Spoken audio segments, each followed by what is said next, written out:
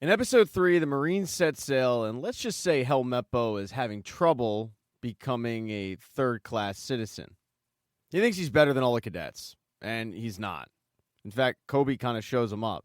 Not intentionally, but Helmeppo just does a terrible job tying one of the knots. Helmeppo goes to fix it, and it's something that Garp notices. He realizes that Koby is a little more skilled than most of these cadets, so he decides to bring him into his barracks and kind of take him under his wing. Meanwhile, Monkey D. Luffy and his crew, don't call them that though, they don't like that, they continue to sail off, but there is a slight problem. Their boat is slowly taking on water. Nami knows that they're never going to make it to the Grand Line like this. If they want to make it to the Grand Line, they're going to need a new boat.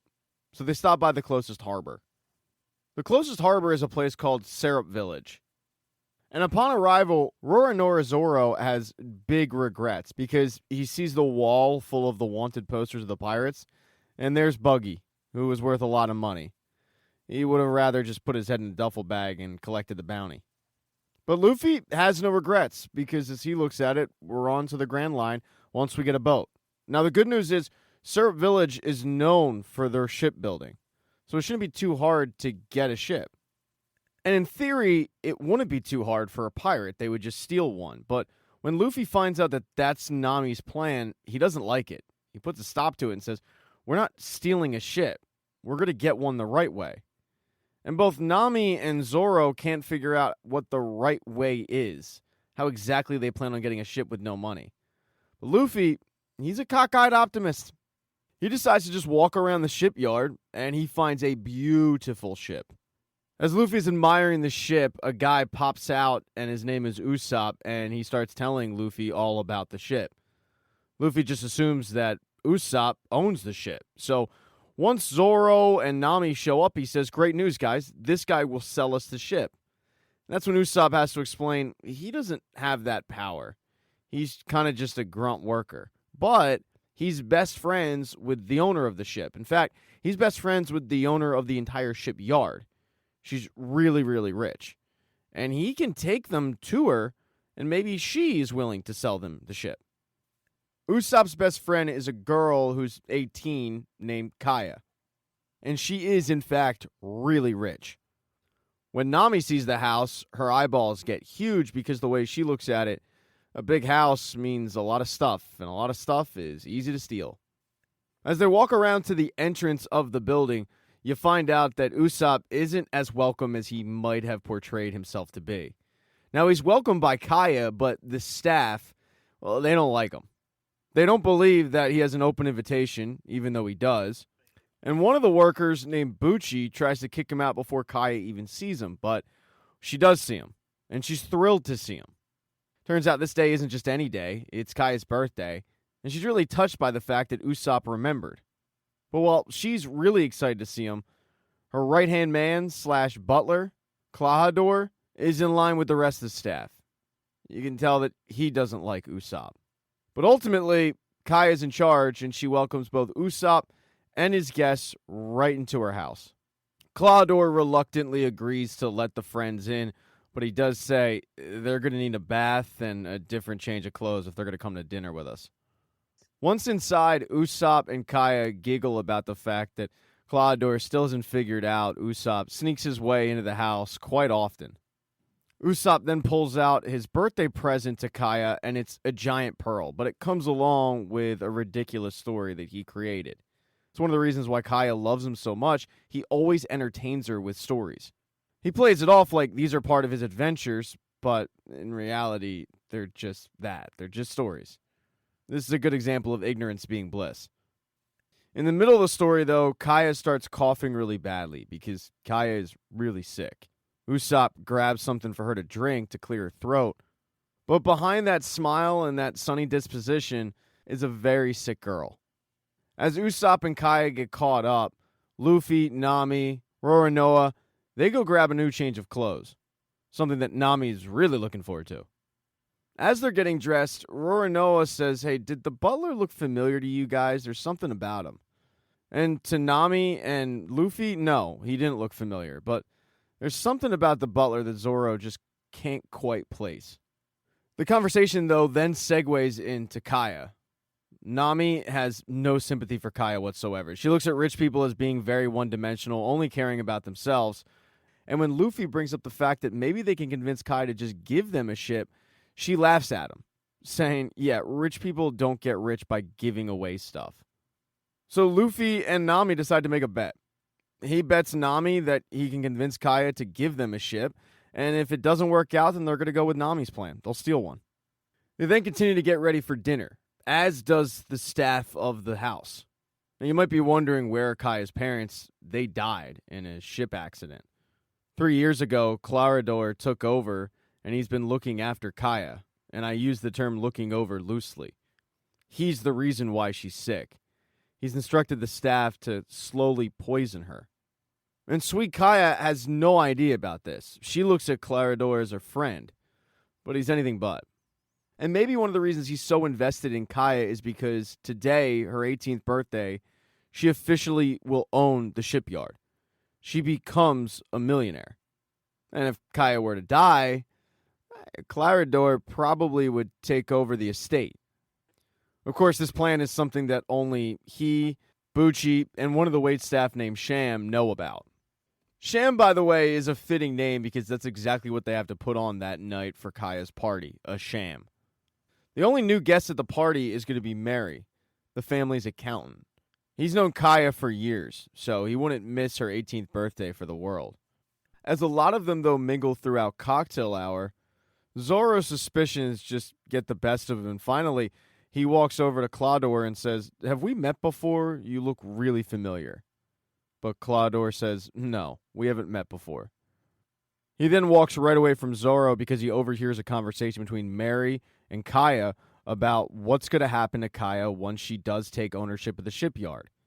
Klahadore completely interrupts it because he doesn't want Mary discussing business during such an occasion. He instructs everybody to move to the dining room so they can continue on with the dinner. And once the dinner does kick off, most of the guests are served fish. When Kaya wants to try the fish, Klahadore says, "I'm sorry, that's not possible." Instead, she gets handed a bowl of blue and white goop. Now, while Nami isn't a fan of Kaya's economical situation, let's say, she does stick up for her and say, "Kaya, it's your birthday. You should be able to eat what you want." Klahadore pipes up and mentions how, because of Kaya's medical condition, he has to watch her dietary needs, to which Nami says, "Does it mean you also have to speak for her as well?" Now, this conversation does get derailed when Luffy mentions how they showed up that day to get a ship from Kaya. And Kaya says, "Yeah, Usopp mentioned how you guys were sailors," but Luffy corrects her and says, "No, we're not sailors, we're pirates." And that takes everybody by surprise. Because being a pirate isn't something you casually throw out there. Pirates are supposed to be mean and violent and dangerous, and well, then you got Luffy. He doesn't exactly fit the bill, so a girl like Kaya doesn't really take him that serious when he says it. But Luffy reiterates, "No, we're pirates." And he actually stands up and starts to make a toast about how he's always dreamed of being a pirate, and he's finally going to make it a reality once she sells them a ship. He starts talking about how he wants to go to the Grand Line, find the One Piece, become king of the pirates. And it's at this point where she goes, "Wait, you're serious?" But as Luffy starts to ask Kaya to give them the ship, Klahadore puts an end to it. He tries to kick everybody out, but Kaya says, "No, it's late. Let them stay the night." And then he escorts Kaya to her bedroom. This finally gives Nami a chance to do what she's wanted to do this entire time, start ransacking the place. She starts going around collecting valuable goods, and she enters one room, and then she realizes, "I shouldn't have entered this room because it's Kaya's bedroom." And Kaya catches her. Kaya knows exactly what she's doing. She knows that pillowcase is not full of stuffing. It's full of antiques. But she doesn't get mad at all. She actually doesn't like most of the decor. She mentions how, what's the point of having so much if you can't share it with others, like those in need and family and friends. Nami says, "So we're friends now? You don't even know me." And Kaya says, "Well, Usopp does, and that's a start."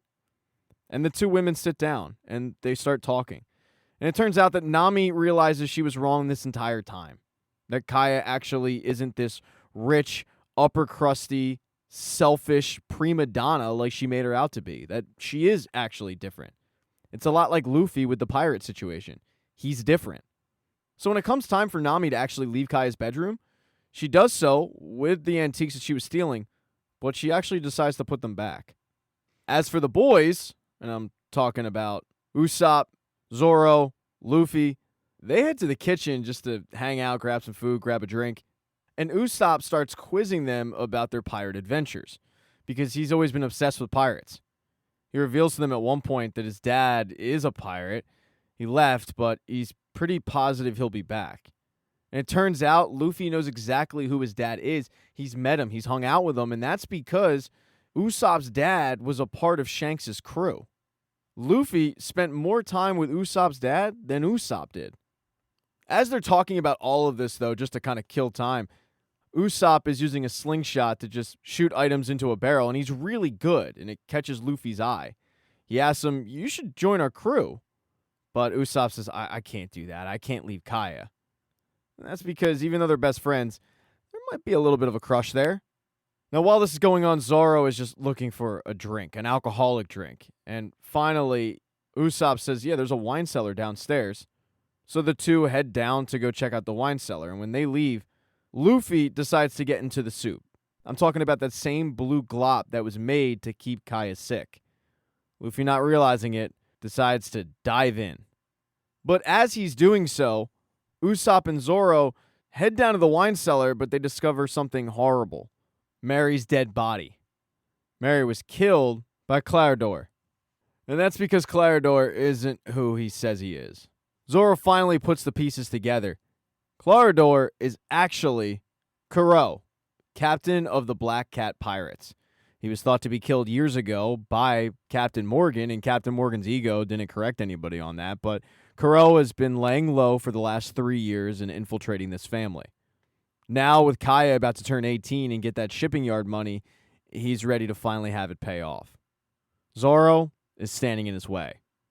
Now, Zoro is more than capable of taking out Kuro, but what Zoro wasn't expecting was Kuro's lackeys. With Zoro a little bit distracted because Kuro can move around at a very fast speed. He probably ate a devil fruit. It gives Bucci the opportunity to knock out Zoro. They then just scare off Usopp. When Usopp runs out, Kuro instructs both Sham and Bucci to take both the bodies and dispose of them outside. As for Usopp, he ran into the streets to try to warn people. The problem is he had been doing this for years. He had been screaming about pirates, but eventually when pirates never showed up, people stopped listening to Usopp. A dejected Usopp just sat on the street wondering if anyone was going to listen, and finally someone walks up to him, and he's surprised because it's the Marines. In particular, it's Koby. Koby's more than willing to listen to Usopp. And then finally, I want to give an update on Buggy. The good news is he got all of his body parts reattached. The bad news is he got summoned by another pirate, a bigger pirate, a much scarier pirate by the name of Arlong. He doesn't like the way that Buggy's been conducting business, and he wants to remind him of his place on the pecking order. Buggy, thinking quickly, says, no, you know who you should be looking for is that kid in the straw hat, Luffy. He just stole a map to the Grand Line. He's going after the One Piece. Now, maybe if you let me live, I can help you find him. Arlong thinks about it, but he still puts a sack over Buggy's head. Thank you so much for checking out this recap. Please consider subscribing to the channel and subscribing to my Patreon. Hit thumbs up if you liked it. Smash that thumbs down button if you thought it sucked. If you left a comment, I don't get back to you. I usually don't check the comments unless they're like a super comment. Also, if you don't see the next video up on the end screen, not to worry. It'll be up in a day or two.